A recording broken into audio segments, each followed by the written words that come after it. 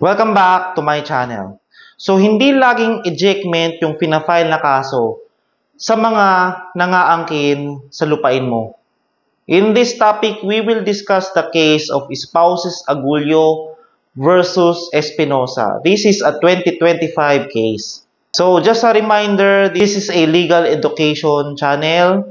Huwag niyong ituturing na legal advice yung mga dinidiscuss natin dito.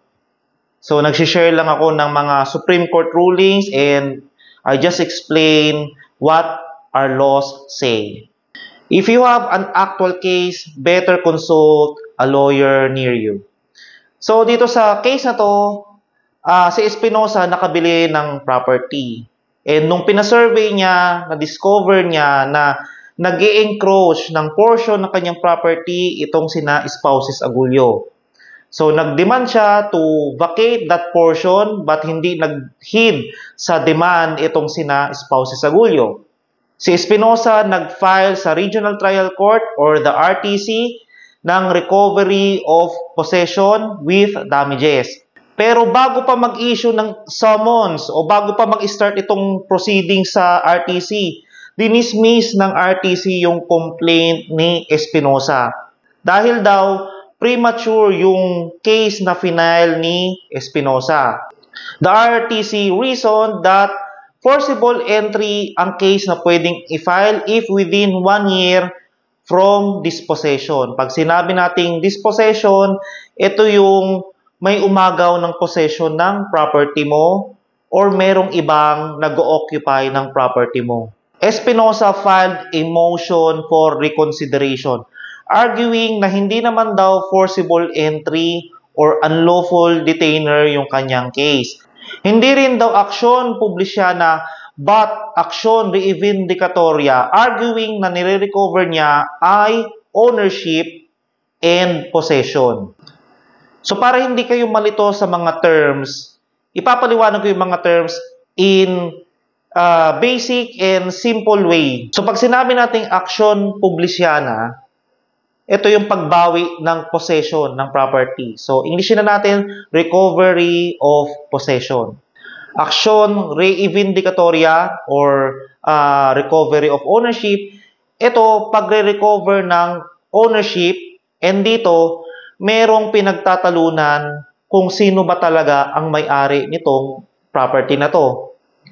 Ang forcible entry and ang unlawful detainer, ito, mga ejectment cases to. Ito, nagfo-fall under action interdictal. Pero, huwag kayong malito sa mga terms, mamaya mas maiintindihan nyo yan. Itong forcible entry and unlawful detainer, yan yung pagpapaalis sa mga nag-occupy ng property. So, tinitingnan dyan, sino ang mas may karapatan sa pag-occupy ng property. Forcible entry yung madalas na pinafile doon sa mga squatters. Yung unlawful detainer naman, madalas yan pinafile ng mga lessors or yung mga nagpapaupa laban doon sa kanilang mga tenants or lessees dahil may na-violate na terms ng kontrata or pwedeng nag-lapse na ng kanilang lease contract. So, balik tayo dito sa case. Talo si Espinosa dito sa Regional Trial Court. Umakyat siya sa Court of Appeals. Yan yung susunod na korte after ng RTC. Sabi ng Court of Appeals, reivindicatoria ang case because Espinosa sought the full recovery of possession as an element of ownership. The Court of Appeals ruled that boundary dispute dapat sa reivindicatoria case. So, ito naman ngayon, sina Spouses Agulio, sila yung umakyat sa Supreme Court and argued na ang complaint ni Espinosa is action publisyana, which can only be filed when dispossession lasted for more than a year. And since hindi naman daw more than a year ang alleged dispossession, hindi pa lapse ang forcible entry case. As found by the Supreme Court, walang allegation sa complaint ni Espinosa as regards claim of ownership. Meaning, yung ownership, hindi siya in question. Hindi siya pinagtatalunan.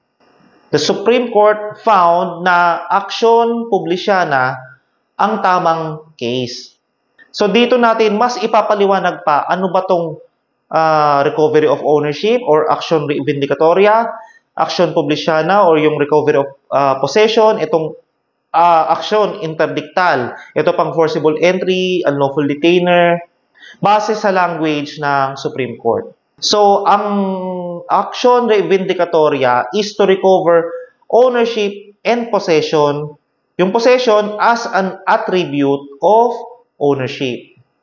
Ito yung ifa-file if ang defendant, halimbawa sa case natin, si Spouses Agulio, yung defendant, kinasuhan ni Espinosa, halimbawa sila nagki-claim na sila yung may-ari ng property. Pero if walang allegation sa complaint na pinagtatulunan ang ownership, so hindi reivindicatoria case ang pinafile. Sa reivindicatoria case, dinedetermine dyan sino ang lawful owner and the court awards possession to the rightful owner. It does not determine possession alone. Action publicana, ito naman yung recovery of possession independently of title or claim of title. For example, tinolerate mo yung kamag-anak mo na manirahan sa bahay mo ng more than a year. And ngayon, kailangan mo na yung property, kailangan mo na siya paalisin. So, pwedeng action publicana yung i-file mong case. Next is, kailan ba fina-file ang action publicana? So, dito, si RTC and si Court of Appeals, ang sinasabi, dapat ang pagpa-file niyan after 1 year. Pero ang Supreme Court, sinabi, this is inaccurate. Si Supreme Court, madaming sinite na Supreme Court rulings dito sa decision na to. Isa dyan yung heirs of Collado versus Gutierrez. So, may mga instances daw na pwede i-file ang action publicana maski within 1 year or beyond 1 year. Action interdictal, this is a summary ejectment. Ito yung sinabi ko kanina, forcible entry and unlawful detainer. So, yung dispossession is not more than a year. So, ang filing niyan sa first level court, ito mga MTCs or Metropolitan Trial Court. Ang action publicana, ang dispossession beyond 1 year, pwede rin yan i-file within a year. Basta yung mga grounds are not those in the Rule 70 ng Rules of Court. Ito yung mga dispossession was caused by force, intimidation, threat, stealth, strategy, or yung mga grounds sa unlawful detainer. Katulad nung sinabi ko kanina, na pagpapaalis ng lessor dito sa lessee. So, pwede itong i-file either sa first level court or sa second level court. Depende sa value ng property or yung assessed value. Na ang lawyer nyo na yung nakakaalam. So, wag nyo na yung problemahin. Yung lawyer nyo ang magde-determine yan. Alam na niya kung saan yan ipapile. So, action reivindicatoria or yung recovery of ownership, ganun din, pwedeng first level or second level court. The Supreme Court also cited Gumiran versus Gumiran. Ang sabi dyan, yung action publicana need not wait for the lapse of 1 year. Basta nga, yung allegation dun sa complaint is not one of the grounds doon nga sa Rule 70 of the Rules of Court. So, in sum, action publicana for more than a year in any case or 1 year in cases other than in Rule 70 of the Rules of Court. So, dito sa Supreme Court, talo sila Spouses Agulio and nanalo si Espinosa. Supreme Court directed na mag-revert sa RTC yung complaint for further proceedings and as declared by the Supreme Court, action publicana yung tamang complaint. So that's it for today's topic. Sana marami kayong natutunan. For now, please like this video, share this with your friends, subscribe to my channel, and do not forget to hit that notification bell icon para ma-notify kayo ng mga next videos ko na i-upload. Thank you very much.